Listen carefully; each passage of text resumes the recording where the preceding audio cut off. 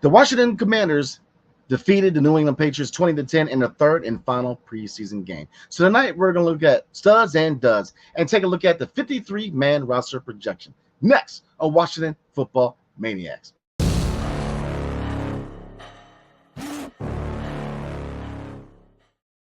What's up, everybody? It's your host, Brandon Scott. Today we have a lot to talk about. We're going to look at studs and duds from the third and final preseason game of the Washington Commanders, where they beat the New England Patriots 20-10. And we're going to take a look at the 53-man roster projections. What is the good, the bad, and the ugly for the projections of the 53-man roster. So let's get into it, everybody. The Washington Commanders did beat the New England Patriots 20-10. Let's take a look at the studs and duds real quick from that game. Stud number one, Trace McSorley. Now, take a look at his passing stats real quick. He passed 12 for 21 for 125 yards, averaged around 6 yards of completion for one touchdown, no picks, no sacks, and a 90.4% quarterback rating. Not only that, looking at his rushing numbers, 4 carries for 40 yards, where he averaged 10 yards a carry, with his longest being 18 yards. Now, Trace McSorley, looking at him, obviously we're going to talk about the 53-man roster in a minute, but Trace McSorley, not really a guy that you're looking at third string. You're primarily looking at a guy who I would love to see them sign to the practice squad because, again, he showed some proficiency passing, and he showed that he can definitely utilize his legs, man, because, 12 for 21 for 125 yards and one touchdown. It's not too shabby with a 90.4 quarterback rating. And, again, 40 carries for 40 yards. So he averaged 10 yards a carry. So he's a guy who's definitely swift on his feet. So that is my stud number one. Stud number two, Michael Wiley. 7 carries for 26 yards. Now, yes, 3.7 yards a carry average, but to score one touchdown with his longest rush being 9 yards. Now, looking at the running back position, a lot of questions, man. We're going to take a look at the dud. But Michael Wiley is a guy that I definitely think should be in consideration to be part of the 53-man roster because he's definitely looked really good in glimpses in the preseason. And I think he could definitely be quality depth behind Brian Robinson Jr. and Austin Eckler. Stud number 3. And we're looking at my guy, John Ridgway, man. 3 tackles, 2 of them tackles for loss. And he has performed well. Like I said, performed very well in the preseason. Now, looking at him and Fidarian Mathis, this team needs depth at defensive tackle. Yes, we got Jonathan Allen, got Deron Payne, but Johnny Newton right now, there's been the issue with his foot. Right now, his status for week 1 is kind of up in the air. So you definitely need a guy or two for depth behind Jonathan Allen and Deron Payne because right now, Johnny Newton, who, he's looking at him as part of the future at defensive tackle, especially after the season with the status of Jonathan Allen long-term up, becoming a question. Johnny Newton is a guy you very well could see be a starter in the future. But he's had injury concerns this preseason. So, Fidarian Mathis and Ridgway are a couple guys that are fighting for that spot, for depth behind Johnny Newton. And Fidarian Mathis, he's had his injury. Fidarian Mathis has had a lot of injury concerns, man. And you look at Ridgway. Ridgway's had minor issues, but, when called upon, when given minutes, he has played good football. So he's definitely my stud. 2 tackles for loss. Yes, very small sample size, but 3 tackles, 2 of them for loss, man. So definitely like what I saw from him. So, for every stud, there is a dud. So let's get into the duds real quick. And in the same position groups real quick for duds. Going with Driscoll, man. Not his best showing. He was 12 for 18, so he was efficient, but only threw for 73 yards, averaged 4.1 yards a completion, so could be a lot better. Threw a pick, 1 sack, and his quarterback rating was 51.4. Not his best showing. He's definitely a dud for this game. But overall, Driscoll, to me, is a third stringer. He definitely needs to be a third stringer when you look at the 53-man roster. And like I said, we're going to look at projections for the 53-man roster. But, Driscoll's a guy who, to me, is third stringer. Obviously, Jaden Daniels, number 1. No question with that. Marcus Mariota, obviously, number 2. But look at that third string. Driscoll's that guy to me. He's shown that he can throw. He's shown that he can run. And while the New England Patriots game was not his best showing, yes, he's a dud for this game. But long-term, he is definitely our third stringer this year. So, dud number 2. And I'm not looking at McNichols, but I'm looking at Chris Rodriguez. Look, he's definitely a guy who's on the fence. He's definitely a guy who's on the chopping block for the 53-man roster. If you look at his stats for this game, 1 carry for 1 yard. And if now from a catching standpoint, not too bad. 4 catches for 39 yards, and with his longest catch being a 15-yarder and 5 targets. So not too bad from the passing standpoint. And like I said, he's shown that he can catch the ball a little bit, and I think that kind of gives him the edge, especially with his age. I mean, I think at his age just definitely gives him the edge as far as being on the 53-man roster. You can say the same thing about Michael Wiley. I think both him and Chris Rodriguez are battling out for the depth at the running back position because, again, obviously Brian Robinson and Austin Eckler are the guys, but we need some depth. Now, you can also look at a guy like McNichols, who's also a special teams guy, but, with a team like the Commanders who they're in, I'm not going to say rebuild, but they're in retool stage, youth takes precedence, right? So definitely a big reason why I would take a look at Wiley and a look at Chris Rodriguez. But Chris Rodriguez, man, gets the dud because, he's a running back first. And 1 carry, 1 yard, yeah, you can kind of argue that he didn't get the touches he need, but you can also argue on the flip side of the coin that when given touches, you got to give me better than 1 yard, man. So he and this is not the only game he struggled. He has struggled overall in this preseason, and I think that he's definitely on the chopping block when it comes to the final 53-man roster. So, all right, everybody, we're going to get into the 53-man roster projection. I'll give you the good, the bad, and the ugly, and my analysis and who should stay and who should definitely go. So let's pull it up real quick. I was looking at the projection for the 53-man roster. So let's start off with quarterback. Again, we're looking to carry three quarterbacks: Jaden Daniels starter, Marcus Mariota backup, and Jeff Driscoll as the third stringer. I don't think there's many arguments with that. I think all three have shown that they deserve to be in the respective spots they're in. Marcus Mariota with his experience and being a mentor to Jaden Daniels being number 2 overall, and then look at Jeff Driscoll can ball. He's a guy who can definitely run, but he can also throw the ball. Definitely high energy guy. So I like him at third string. All right, let's get into running back, and this is projections just through the Athletic. Definitely shout out to the Athletic. I'm a subscriber. Definitely recommend you guys subscribe to the Athletic. Good analysis. I'm telling you, it's my go-to. So they are projecting the Washington Commanders to carry 4 running backs. Brian Robinson, a starter.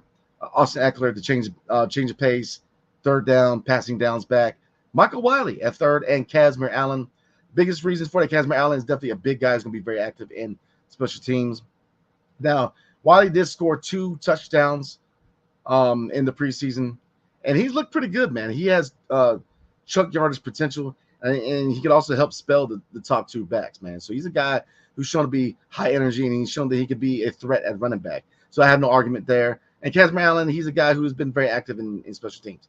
Now, Jeremy McNichols is a guy that, you could see kind of replace Kazmir Allen because he's a guy who could also get into special teams, be very active in special teams. But like I said, I think that youth carries over experience to a certain degree with this being a retooling team. You definitely want to have guys in the roster at depth who are younger and kind of look at the future. And Chris Rodriguez, he just hasn't panned out. And they don't have him on here, and I have to agree. I do like Chris Rodriguez. I thought that he was definitely a nice young prospect. And it's not to say he couldn't be on the 53-man roster because, again, you have to prioritize you to a certain degree. Experience is very important, but at key areas. At quarterback, yes, Marcus Mariota is back up because of his experience and in him being that mentor to Jaden Daniels. But looking at running back, I think you have to prioritize youth over experience. And Michael Wiley, to me, has proven that he, not only has he earned a spot on the 53-man roster, but he has shown that he could very well spell the top 2 starters. And Kazmir Allen, he's a guy who's very active in special teams, so he would definitely be part of that. Let's take a look at wide receivers. With Jahan Dotson exiting, man, it's going to be very intriguing to see where they go. Right now, they have them with 5 wide receivers. Now, could be subject to 6, let me tell you. But right now, Terry McLaurin is obvious. Wide receiver 1. De'Ami Brown looking like he could be wide receiver 2. Alameda Zacchaeus looking like he can be the slot guy. Luke McCaffrey, the 4th receiver.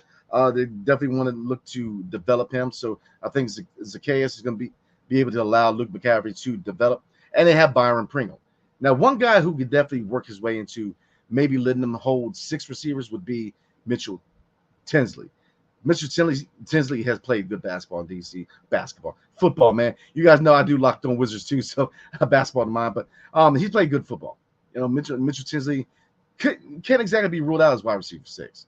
You definitely can see him if they consider moving to 6 receivers. Mitchell Tinsley is definitely in the mix. And Martavis Bryant had a really good game. He scored a red zone touchdown against the Patriots. So he's a guy who, yes, he hasn't played consistent football since 2018, but he's a guy who, he's shown with playing time, he's got something left in the tank. He played like the 2015 Martavis Bryant in the game against the New England Patriots. So he's a guy you definitely have to consider. So if they right now they have him going with 5 receivers, but if they go 6, right now it's Mitchell Tinsley gets the leg up, but Martavis Bryant is definitely consideration. All right, so let's take a look at tight ends. They have them holding 3 of them. I think there's no argument there. Zach Ertz, John Bates, and Ben Sinnott. Now, these 3 guys have been the best tight ends, in my humble opinion. So I have no argument with that at all. Ben Sinnott to me is a future tight end. John Bates is going to hold it down and definitely be a depth piece behind Zach Ertz. And Zach Ertz is definitely a mentor to Ben Sinnott and John Bates, but also a guy who got a little bit left in the tank. He's definitely going to be a nice offensive piece for this offense for Cliff Kingsbury. But the biggest thing with Ertz is injury. He's had a lot of injury issues, man. So having John Bates, having Ben Sinnott as depth, I think are really good moves, man. So no arguments there. All right, offensive linemen, they have they're rolling with 9 of them. Cornelius Lucas, Andrew Wiley, Brandon Coleman, Trent Scott, Nick Allegretti, Sam Cosmi, Tyler Biadasz, Michael Dieter, and Chris Paul. So I don't exactly have an argument with that because you're looking at Cornelius Lucas probably going to be the backup left tackle. Brandon Coleman's going to be the starting left tackle. Andrew Wiley's going to be the starting right tackle. Trent Scott, backup right tackle. Nick Allegretti, starting left guard. Sam Cosmi, starting right guard. Tyler Biadasz, center, or starting center, that is. Michael Dieter's backup center. And Chris Paul can be a backup guard, whether it's left or right. So I have no arguments with that. So let's move on. Defensive linemen, they're slated to have 10 of them, which are Dorrance Armstrong, Clelin Ferrell, Dante Fowler, KJ Henry, Jamin Davis, Javonte Jean-Baptiste, Jonathan Allen, Deron Payne, Johnny Newton, John Ridgeway. Now, what name did you not see on there? Phidarian Mathis. And he's a guy who's dealt with a lot of injuries. John Ridgeway, when given minutes, when given playing time, has performed. And Johnny Newton has had issues with his foot. He's obviously the future at defensive tackle because Jonathan Allen, right now, he's obviously a vet for the Commanders, but he's not looked at as a long-term piece. So next year, he could be a trade piece. And I think that had a lot to do with them grabbing Johnny Newton because, you very well could see Jonathan Allen being moved at some point next season. Now, and Deron Payne, I think, is definitely a piece going forward. And so Johnny Newton, they definitely got a value piece with him.